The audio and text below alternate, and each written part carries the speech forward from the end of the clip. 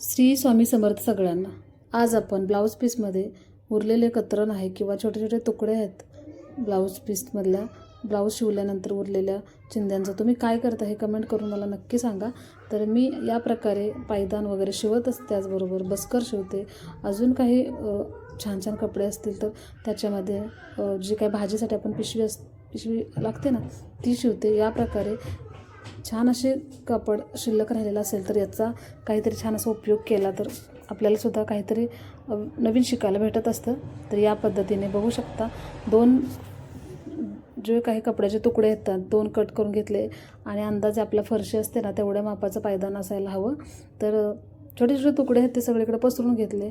पसरल्यानंतर आपल्याला उभी आणि आडवी अशा दोन टिपा मारून घ्यायच्या सुरुवातीला, म्हणजे आपल्या जे काय कतरण आहे ते खाली पडणार नाही किंवा इकडे तिकडे सरकणार नाही। तर बघू शकता या पद्धतीने थोडंफार खाली पडलेलं तर ते मी आतमध्ये ठेवून घेतलं, त्यानंतर पॅक केलेलं आहे।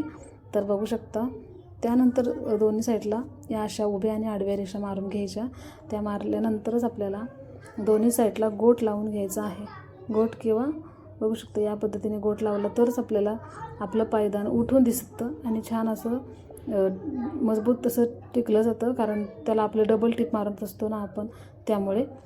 तर हे बघा हे दोन तुकडे घेतलेले आहेत मी अल्टर केलेले ड्रेस आहेत ना त्याच्यातले तुकडे आहेत। तर असे जर 4 ते 5 इंचाचे तुकडे असतील तर लगेच असं आपलं जो गोट आहे ना तो लगेच फायनली तयार होतो।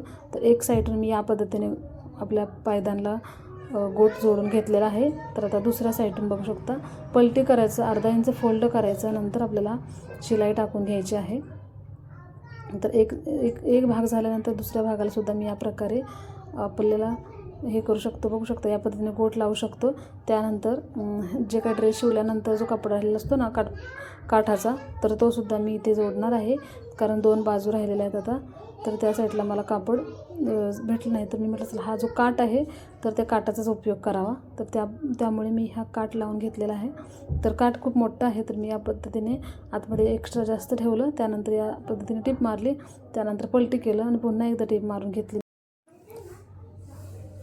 तर या पद्धतीने दोन्ही साईडला आपल्याला तो जो काठ आहे साडीचा तो दोन्ही साईडला आपल्याला काठ जोडून आपला गोट फायनली तयार करायचा आहे।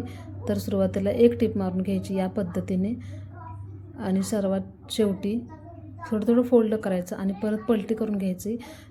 बघू शकता या पद्धतीने पलटी करून घ्यायची आणि पुन्हा एक टिप मारून घ्यायची। तर हे झाल्यानंतर पुन्हा अजून एक पूर्ण चौकोनी जो राऊंड आहे ना त्या पूर्ण चौकोनी आकाराला आपल्याला अजून एकदा टिप मारायची, म्हणजे छान असं म्हणजे आपला गोट पॅक तयार होतो आणि लवकर खराब होत नाही किंवा धागा लवकर निघत नाही। त्यामुळे आपण या पद्धतीने पूर्ण चौकोनी आकाराला बघू शकता या पद्धतीने शिलाई मारून घ्यायची आहे आणि त्यानंतर आपलं पायदान तयार झालेलं आहे। तर मला असं नाव काढायला खूप आवडतं, तर मी वेलकम हे स्पेलिंग याच्यावरती लिहून घेत आहे आणि त्यावरती मग नंतर व्हाईट धागा वापरणार आणि व्हाईट धाग्याच्या साहाय्याने वेलकम हे नाव आहे ना ते छान असं तयार करून घेणार आहे। तर सुरुवातीला वेळ लागतो थोडासा आणि आपल्याला थोडं कसं एक अक्षर झालं की परत धागा कट करायचा, परत धागा नंतर जोडायचा आणि नंतर पुन्हा दुसरं अक्षर तयार करायचं।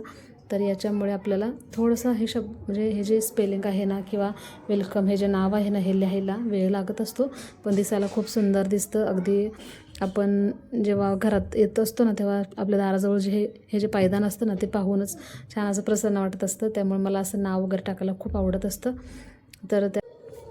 तर या पद्धतीने आपण वेलकम हे नाव तयार केलेलं आहे। तर सर्वात शेवटी खूप सुंदर असा लूक आपल्या पायदानला येत आहे। तर हे नाव जेव्हा आपण लिहितो ना तेव्हा अजून खूप असं उठून दिसतं। तुम्ही प्लेनसुद्धा ठेवू शकता, काही हरकत नाही। तर बघू शकता या पद्धतीने आपण डबल टिप मारून घ्यायची। आणि माझा हा पायदानचा व्हिडिओ तुम्हाला कसा वाटला कमेंट करून मला नक्की सांगा। आवडला असेल तर एक लाईक करा। धन्यवाद।